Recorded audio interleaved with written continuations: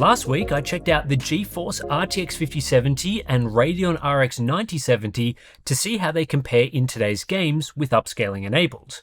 I found the RX 9070 was 13% faster on average when quality DLSS 4 or FSR 4 was used, but had mixed feelings on which graphics card to recommend. To properly tackle this comparison, I felt I also needed to test the RX 9070 XT, and that's exactly what I'm doing today. The 9070 XT is an important GPU to add to the mix because based on the MSRP, it should be just $50 more expensive than either the 5070 or 9070, putting it in the same pricing ballpark. But right now, at least as of when we put this video together, the 9070 XT is about $650 US compared to $550 for the other models, doubling the price gap to $100 US. Does this make a difference, especially when factoring in upscaling? Well, we're going to find out today, but before we do... Today's video is brought to you by Insta360 and their new Link 2 4K webcam now available in white.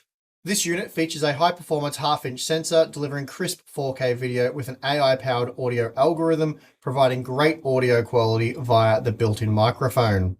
Building on the original Link, the Link 2 also has, you guessed it, AI tracking for individuals and groups, as well as gesture control and auto framing.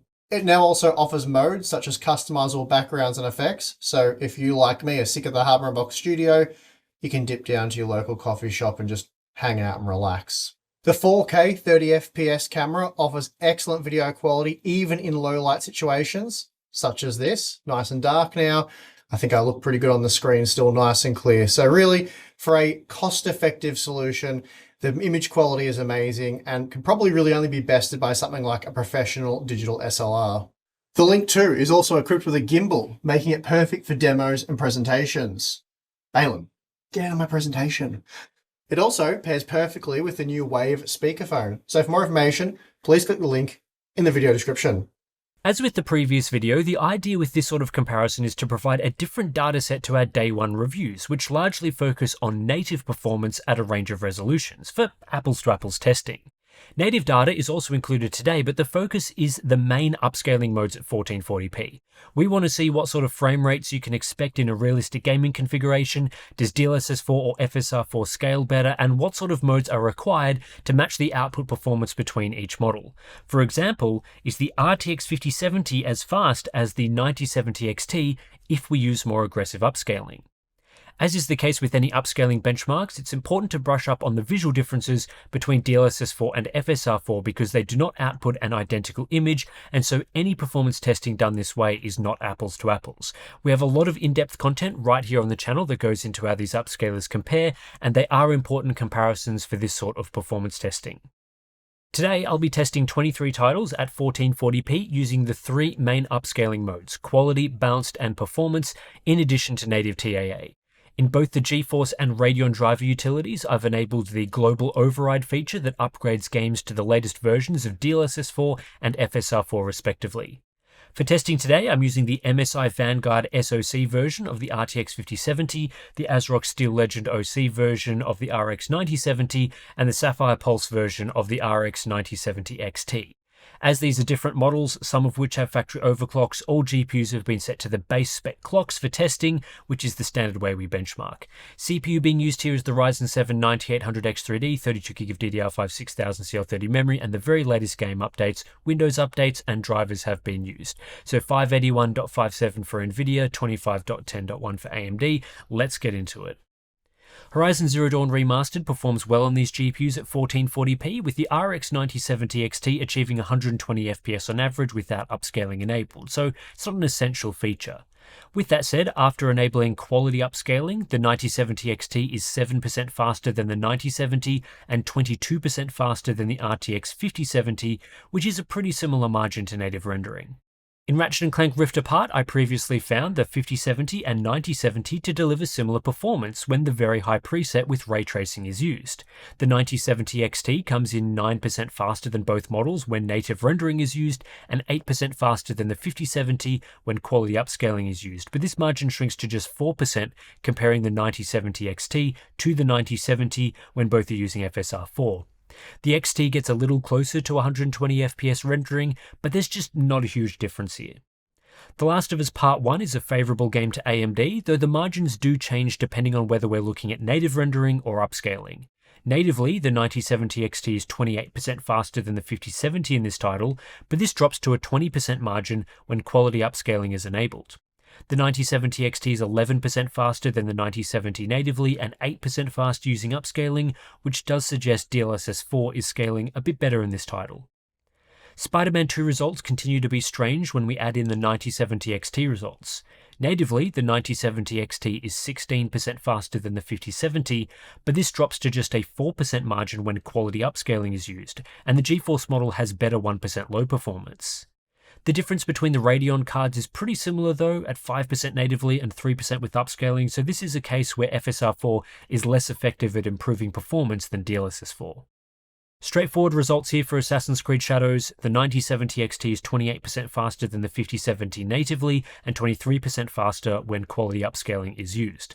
The 9070 XT is 10% faster than the 9070 natively and 6% faster with quality upscaling. We're not seeing a substantial improvement with upscaling enabled compared to native though. The 9070 XT gets just 13% faster with quality FSR 4, the 9070 gets 17% faster, and the 5070 gets 18% faster, which is on the low end compared to other titles, especially as natively we are barely achieving 60 FPS. The Last of Us Part 2 performs really well on the 9070 XT, providing over 30% more performance than the 5070, both natively and with upscaling enabled. The margin is much closer to the 9070 though, just a 3% advantage when FSR 4 quality is used, but at 150 FPS on average, it's hard to complain, and both Radeon models are faster than most RTX 5070 configurations. Ghost of Tsushima is another game we found to be pretty favourable to the Radeon cards, with the 9070 XT offering 40% more performance using native rendering.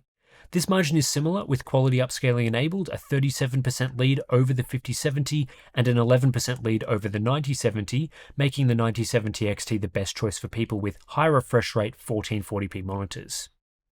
Stalker 2 doesn't scale particularly well across GPUs, so in effect it ends up running quite well on the 5070. The 9070 XT is just 7% faster using native rendering, and while this grows to an 11% margin when upscaling is used, this is one of the more favourable GeForce results. Comparing the two Radeon cards, we're looking at just a 3% margin when quality upscaling is used, and in some situations I actually found 1% low performance was slightly better on the 9070. Marvel Rivals is a standard sort of example using the Ultra preset. The 9070 XT is 19% faster than the 5070 using native rendering, and 22% faster when upscaling is used. The performance lead over the 9070 is in the single digits, it's just 5% faster when quality FSR 4 is used. Kingdom Come Deliverance 2 runs super well with upscaling enabled, which is great news for those with high refresh monitors. The 9070 XT isn't that much faster than the 9070 where we test, just 4% faster using quality upscaling, and the margin to the 5070 is also reduced to just 12% with DLSS 4 enabled. Star Wars Outlaws was another weird example from the previous video, and this continues to be the case here. The 9070 XT is a pretty normal 20% faster than the 5070 when looking at native rendering, but FSR 4 scales much better in this title, increasing that margin to 41% when quality upscaling is used. Meanwhile, the margin between the 9070 XT and 9070 decreases, going from 12% natively to 8% with upscaling enabled.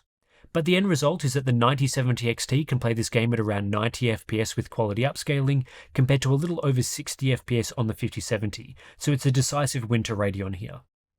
As I mentioned last time, Hunt Showdown performance is fixed on Radeon models now, so we see pretty typical margins between the cards. The 9070 XT is 25% faster than the 5070 when using quality upscaling, and there's a 7% margin to the 9070.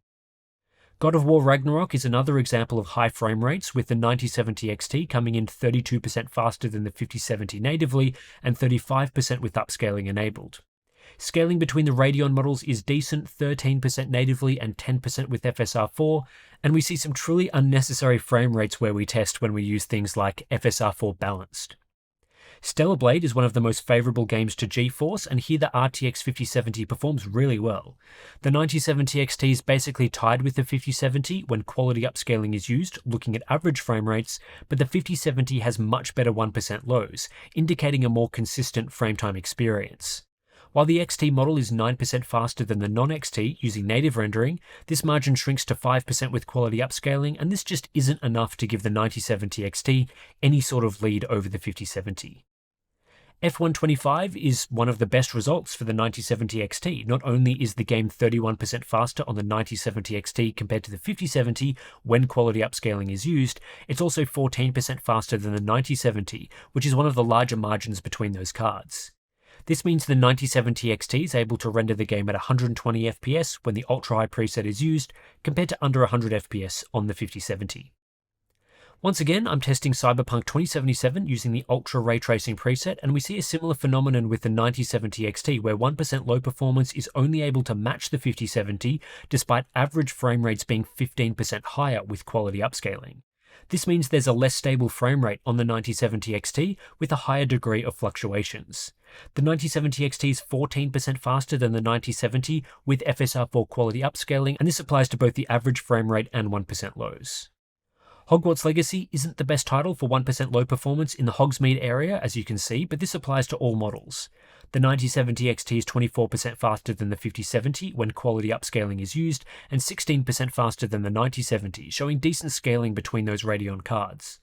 Once you enable quality upscaling, not much extra performance can be squeezed out using more upscaling, so I wouldn't bother with balanced or performance in this title. Borderlands 4 runs really well on Radeon, with the 9070 XT offering 40% more performance than the 5070 natively, and 35% more with quality upscaling enabled. We also see a 12% higher frame rate moving from the 9070 to 9070 XT, and with a 72 FPS average frame rate using quality upscaling, the 9070 XT certainly offers the most pleasant experience here, with the other models struggling to hit 60 FPS. Mafia: The Old Country also runs noticeably better on the 9070 XT than the 5070, as it's 40% faster using quality upscaling, taking a 60 FPS average up to more like 90 FPS. There's a fairly typical 8% difference between the 9070 XT and 9070, so this is simply a game that runs better on Radeon using the Epic preset. Monster Hunter Wilds, as we know, is not a very well optimized game that also doesn't benefit significantly from upscaling. The 9070 XT is much faster than the 5070 in this game, running 41% faster when quality upscaling is used, though it's just 8% faster than the 9070. Dying Light the Beast runs better on GeForce cards, and this is an example where the 5070 is really able to hold its own against the Radeon models. Previously, we showed the 5070 and 9070 were neck and neck here using quality upscaling, and we see the 9070 XT coming in just 11% faster. So the XT is the faster card here, but that's a lower than normal margin between these models. The Ultra's fairly standard game. The 9070 XT is 24% faster than the 5070 using quality upscaling, which is slightly higher than the 20% margin we see using native rendering. On the Radeon cards, this goes the other way. The 9070 XT is 12% faster than the 9070 natively, and this drops to 8% using FSR 4 quality. The last title I'm looking at is Battlefield 6, and this is another example of a smaller than average margin between the 9070 XT and 5070, just 14% using quality upscaling in our bot match test, which is down from a 21% margin using native rendering. The 9070 XT is 7% faster than the 9070 in this test, which is pretty typical, but the 5070 is running really well in this game. Now it's time to look at the 23-game average calculated using a geomean. Comparing the RX 9070 XT to the RTX 5070, the Radeon model is 24% faster on average using native rendering across this sample of games, so again a larger margin than we showed between these models in our day one review. When upscaling is enabled using the quality mode, the 9070 XT is 22% faster, so a very similar margin there. And then we see a 21% margin using balanced upscaling and a 19% margin using performance upscaling. Using realistic upscaling settings at 1440p, there is really no configuration you can put the 5070 into where average performance is able to match the 9070 XT. The results using DLSS 4 performance mode are slower than the 9070 XT using FSR 4 quality, and while there are some games where the 5070 can offer similar performance to the 9070 XT, most of the time that's not possible. And this is of course ignoring the quality difference between those configurations. FSR 4 quality using a higher render resolution does have benefits in some circumstances, but of course check out our quality analysis for more information on that. The 9070 XT is also 10% faster than the 9070 using native rendering, 8% faster using quality upscaling, 7% faster using balanced, and 6% faster using performance at 1440p. We found the 9070 XT was 9% faster than the 9070 in our day one review, so the margins in this testing are very similar whether you use upscaling or not. Typically, the 9070 is an upscaling quality tier slower, so FSR4 balanced on the 9070 matches FSR4 quality on the 9070 XT, and similar for FSR4 performance on the 9070 versus FSR4 balanced on the 9070 XT. This means if you were going to run quality upscaling on the 9070 XT, you could achieve a similar frame rate experience on the 9070 using balanced upscaling, of course at the cost of reduced visual quality. It's interesting to look at the spread of results across the 23 game sample when comparing the 9070 XT to the 5070. More than half the time, the 9070 XT is at least 20% faster when quality upscaling is used, and there were 8 instances where it was at least 30% faster. But then occasionally, the margin is just 10% or so in favor of the Radeon model, and in some games like Stellar Blade, the experience is typically better on the 5070 due to superior 1% lows. The spread of results between the 9070 XT and 9070 is much tighter. Most games were between 5 and 12% faster on the XT model, occasionally the two cards are similar at 1440p, and at most we saw a 16% difference. The overall results here are not that surprising if you already knew the margin between the 9070 XT and 9070. Given that we previously found the 9070 was 13% faster than the 5070, it makes sense that the 9070 XT would be 22% faster using quality upscaling at 1440p. The scaling results for FSR are slightly more variable on the 9070 XT than we saw with the other cards, but not to the degree it would affect any sort of conclusion between them. If all of these cards were available at the MSRP, it would be a reasonably obvious choice to get the RX 9070 XT. It would cost just $50 more than the 9070 or 5070, a mere 9% premium, for 22% more performance than the 5070, and more VRAM at 16 versus 12GB. This would make the 9070 XT the faster card right now, and it would be better positioned for future gaming thanks to more VRAM headroom. I wouldn't say the 9070 XT is a significantly better buy than the 9070 at MSRP. It would be 9% more expensive for 8% more performance using FSR4 upscaling, but at that sort of price difference, you may as well just buy the faster card. At the MSRP, the 9070 XT and 9070 offer a similar cost per frame discount to the 5070. Both are 11% cheaper per frame, which is a bit short of the 15% margin we feel is necessary to recommend Radeon over GeForce on its performance. But I feel that sort of margin would be more justifiable on the 9070 XT because it would still be in a similar price class, it offers more VRAM, and crucially, its additional performance creates enough separation between the models to deliver a notably better gaming experience. Titles that run at 50 to 70 FPS with upscaling on the 5070 run at 70 to 90 FPS on the 9070 XT for the most part, which is certainly much nicer. Right now, DLSS 4 is available in more titles than FSR 4, and in games that don't support the latest upscaler, Nvidia owners can fall back to use the still decent DLSS 2 or 3, whereas AMD owners have to fall back to the much worse FSR 3. However, the improved performance delta between the 9070 XT and 5070 mitigates this a bit as well. The 5070 using DLSS 4 quality mode upscaling is only 7% faster on average than the 9070 XT using native rendering, and this would be most likely to apply in older titles given AMD has been doing a good job of getting FSR4 into the latest games. And older games are going to run better on the 9070 XT to begin with, further reducing the need for upscaling. That's not to say the 5070 doesn't have strengths. Better DLSS 4 support and a stronger software feature set are the main benefits of the GeForce card. But of these three models, the 9070 XT is the better overall package in my opinion, at least based on the advertised price. What hurts the 9070 XT though is that it still isn't available at the MSRP in a lot of regions, which makes it much less price competitive. In the US, we're looking at $650 US instead of its $600 MSRP, whereas the 5070 and 9070 are both available for $550. This makes the 9070 XT 18% more expensive than the RTX 5070 for just a 22% performance increase, which is a lot harder to justify. Even worse, the 9070 XT offers just 8% more performance than the 9070 at an 18% higher price.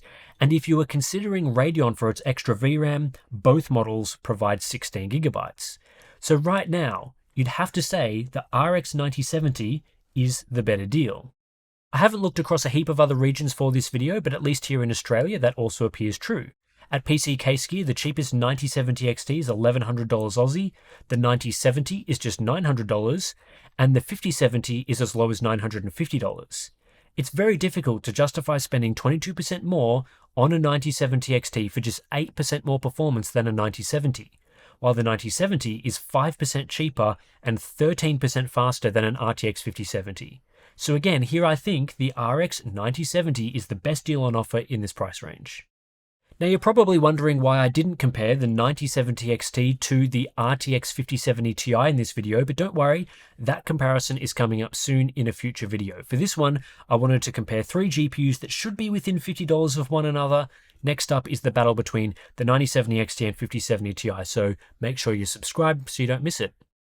Anyway, that's it for this head-to-head comparison between these 3 GPUs. Hopefully, if you are considering one of these models, this does give you some useful information for your buying decision. If you're interested in supporting Hardware Unboxed and the independent testing that we do, please consider supporting us via our Patreon page. Links to that is in the description. You'll gain some benefits if you do so. We've got monthly live streams, we've got our Discord community, BTS content, plenty of good stuff. So yeah, that's it for this one. Thanks for watching, and I'll catch you in the next one.